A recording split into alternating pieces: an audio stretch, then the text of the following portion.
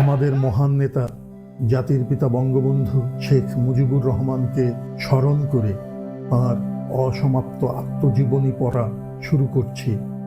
যারা তাকে ভালোবাসেন, যারা তার সমালোচনা করেন, অপছন্দ করেন, সকলেরই উচিত এই বইটি পড়া, তাকে জানার জন্য ও বোঝার জন্য।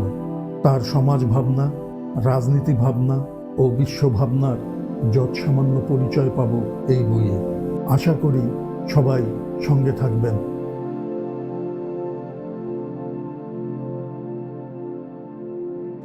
Namely Pakistan Jones, where the Muslims are in the dominant majority, be constituted into one sovereign independent state, and that an unequivocal undertaking to given to implement the establishment of Pakistan without delay.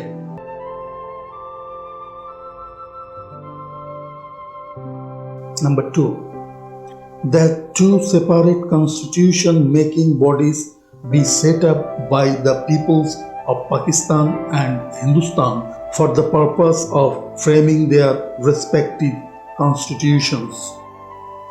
Number 3, that the minorities in Pakistan and Hindustan be provided with safeguards on the line of the All India Muslim League resolution passed on March 23, 1940 at Lahore. Number 4, that the acceptance of Muslim League demand for Pakistan and its implementation without delay are the sine qua non for the Muslim League cooperation and participation in the formation of an interim government at the center. This convention further emphatically declares that any attempt to impose a constitution on a united India basis or to force any interim arrangement at the center contrary to the Muslim demand will leave the Muslims no alternative but to resist such imposition by all possible means for their survival and national existence. জনাব সোহরাওয়ার্দীর বক্তৃতার পরে প্রায় ২০-২৫ জন নেতা বিভিন্ন প্রদেশ থেকে বক্তৃতা করেন এবং প্রস্তাবটা সমর্থন করেন। জনাব আবুল হাশিম সাহেবও চমৎকার বক্তৃতা করেছিলেন। প্রস্তাবটি সর্বসম্মতিক্রমে পাশ হওয়ার পরে জনাব লিয়াকত আলী খান একটা শপথনামা পেশ করেন এবং সমস্ত প্রদেশের আইনসভার মুসলিম লীগ দলীয় সদস্যরা এতে দস্তখত করেন। কনভেনশন সমাপ্ত হওয়ার পরে যারা হাওড়া স্টেশনে আমাদের বিদায় জানাতে এসে ট্রেনে উঠে পড়েছিল তারা মহাবিপদের সম্মুখীন হলো। কি করে কলকাতা ফিরে আসবে? স্পেশাল ট্রেন তো আর কলকাতা ফিরে যাবে না। কি করি ভেবে আর কুল পাই না। আমরা পূর্ব থেকে প্রস্তুত হয়ে এসেছিলাম দিল্লি থেকে আজমির শরীফে খাজা বাবার দরগা জিয়ারত করব, আবার আজমির থেকে আগ্রায় তাজমহল দেখতে যাব। 1943 সালে তাজমহল না দেখে ফিরে যেতে হয়েছিল। এবার যেভাবে হয় দেখতেই হবে। ছোটকাল থেকে আশা করে রয়েছি, সুযোগ আবার কখন হবে কে জানে। যা হোক, আমি ও আরও কয়েকজন সহকর্মী শহীদ সাহেবের শরণাপন্ন হলাম এবং ছাত্রদের অসুবিধার কথা বললাম। শহীদ সাহেব বললেন, কেন, একজন তো টাকা নিয়ে গেছে, এদের ভাড়া দেবার কথা বলে, তোমার সাথে আলোচনা করে টাকা দিতে বলেছি। বললাম, জানি না তো স্যার, সে তো চলে গিয়েছে। শহীদ সাহেব রাগ করলেন। তিনি ছাত্র নন, তার নাম আজ আর আমি বলতে চাই না। শহীদ সাহেব আবারও কিছু টাকা দিলেন। হিসাব করে প্রত্যেককে 25 টাকা করে, এতেই হয়ে যাবে। খন্দকার নুরুল আলম ও আমি সকলকে 25 টাকা করে দিয়ে রসিদ নিয়ে নিলাম প্রত্যেকের কাছ থেকে।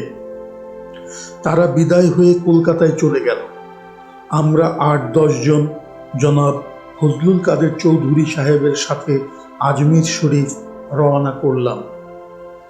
চৌধুরী সাহেব সাথে আছেন, টাকার দরকার পড়লে অসুবিধা হবে না। আবার দিল্লি শহরকে ভালো করে দেখে নিলাম। শত শত বৎসর মুসলমানরা দিল্লি থেকে সমস্ত ভারতবর্ষ শাসন করেছে। তখন কি জানতাম এই দিল্লির উপর আমাদের কোনো অধিকার থাকবে না? দিল্লির লালকেল্লা, কুতুব মিনার, জামে মসজিদ আজও অনন্য মুসলিম শিল্পের নিদর্শন ঘোষণা করছে। পুরানা দিল্লি ও তার আশপাশে যখনই বেড়াতে গিয়েছি দেখতে পেয়েছি সেই পুরানা স্মৃতি। আমরা দলে বলে আজমির শরীফ যাবার উদ্দেশ্যে ট্রেনে চড়ে বসলাম। কত গল্পই না শুনেছি বাড়ির গুরুজনদের কাছ থেকে।